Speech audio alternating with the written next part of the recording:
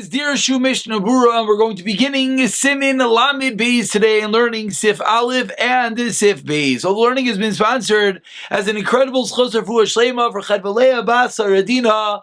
And Mir Tashem, the learning the entire Chabura should bring Chavalei Bas Haradina an incredible and complete Refuah Shlema.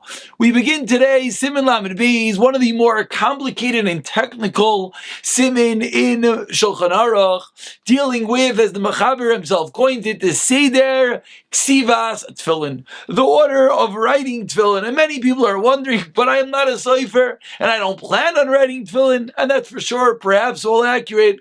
But as we'll see, there's always there's always small dinim that we could get out of everything, and if nothing more, the incredible chashivas for tefillin, as we're going to learn the entire process, what's in our tefillin, etc. So let's begin. Sif Aleph, the Mechaber tells us mitzvahs tefillin sheyichtayv arba parshas. There are 4 parshas in tefillin sheheit kadosh likol bachar ad lamayada. As we turn over the page, so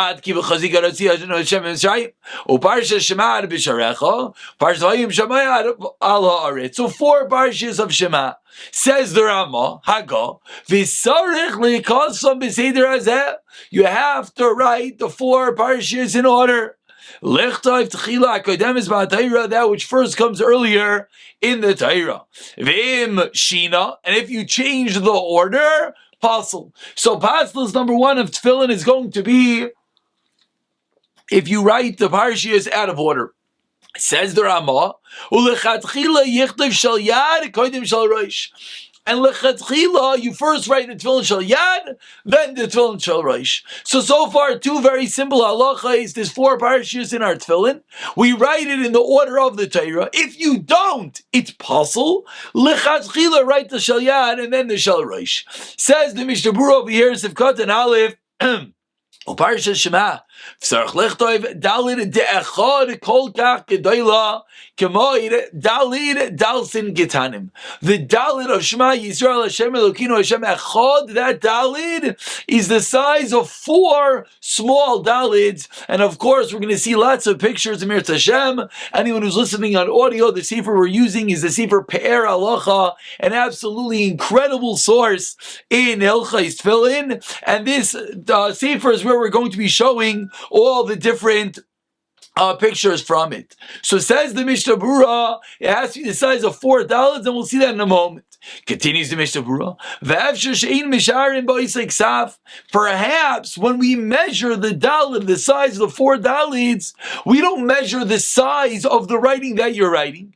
Rak kol sheyesh by dalid kitanim me'oid. 4 small dalids can fit in there. Sagi, that suffices. And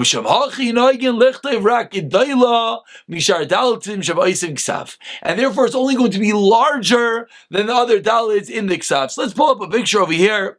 First of all, just listen to some basics over here. Here you have the 4 parshas as you see in front of you, and over here in this picture they're showing you have to write them in order. Tishrei, Cheshvan, Kislei, Tevis, meaning in the order you would have to write them as they appear in the Torah. And here it's showing us Kadosh Likol Bachar is in Shemais parshas Bai, then Bai Kiviyachas later in Bai. Of course, the Shema itself is in Veschanan, and Vayim Shemaya is in Akev. And just some basic ideas we have over here. The Tefillin Shel Yad, all 4 parshas are on one large parsha, and over here you see the Tefillin Shel Rosh is 4 separate klafim, 4 separate parshas.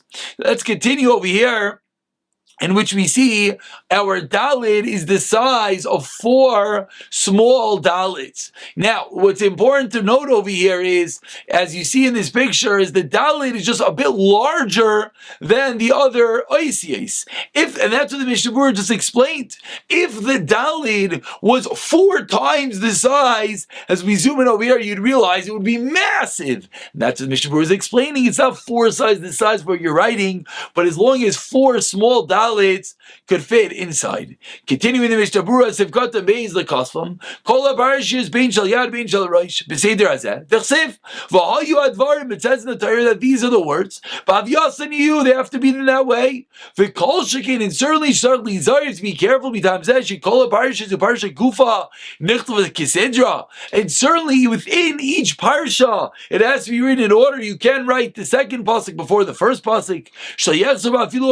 Even one ois, which of course is going to be the very big difficulty, that if one ois is missing, one skipped a letter, you're not going to be able to go back and fit it because the didn't tefillin has to be kisidron, has to be written in order, which of course does not apply to Sefer Torah, as we're going to see. This is one of the big chumras of tefillin. As Mishnah Berurah explains, if you forget a letter, you're not going to be able to fix it afterwards. Come on, Misif Chav Gimel, as we'll get there. B'siyata dishmayo. Said the Mishnah Berurah, if you write the parshas in the wrong order, it's possible. Sivkot and Dalit. Hainu, ha-tefilin shenasim yosim parshas. The tefillin in those parshas. Avla parsh yois atzman loy nifsala. Says the Mishnah Berurah, the actual parshas are not possible. Kigoy. Im is a little parshas like kiviyachal yuchal itzarif lezeh parshas kadesh mitfillin acherim. You could put on the parsh from a different tefillin. Im yoidea bivadesh nichlav koydem elu. Let's say you know for sure. You label the parshas when you wrote them. So within this tefillin, if the four parshas are not in order, it's possible. But you could take that part out, and you could take a parsha from a different tefillin, which was written earlier, as long as it then stays in the proper order. What then continues the Mishnah Berurah, and based like Siva Yekesijon, let's say when you wrote it was in order. One of the parshas became pasla muktemis, that's earlier. Nisbatel me'milo kol parshas achrel. If an earlier parsha is puzzle, everything else is puzzle because it has to be in order. Well, they need to be parsha achem gan canal.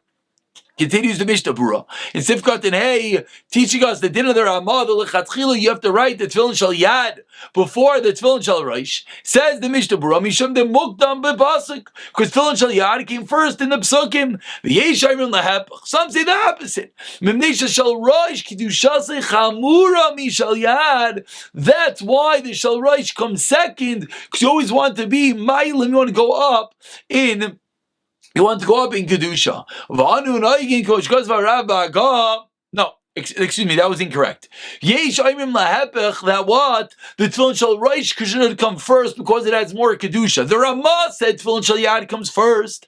Why? Because that's the way the Torah wrote it. Says the Mishnah Berurah. Some say, and it's actually quite interesting that he doesn't quote a source for this, but some say that what? Tefillin Shel Rosh comes first because more Kedusha. Says the Mishnah Berurah for the Pri Megadim, Anu Naigim, what's our minhag? Like the Ramah to write the Shel Yad and then the Shel Rosh. Oh, but and b'diavad, it's not a kpeda, it's okay. And of course, anyone that was listening carefully to the words of the Ramah, you saw that already. Because when it came to writing the parshas out of order, the Ramah said pasul. When it came to writing the Shel Yad before the Shel Rosh, the Ramah said lechatchila, honing in on this detail that if it wasn't done that way, b'diavad, it would be kosher.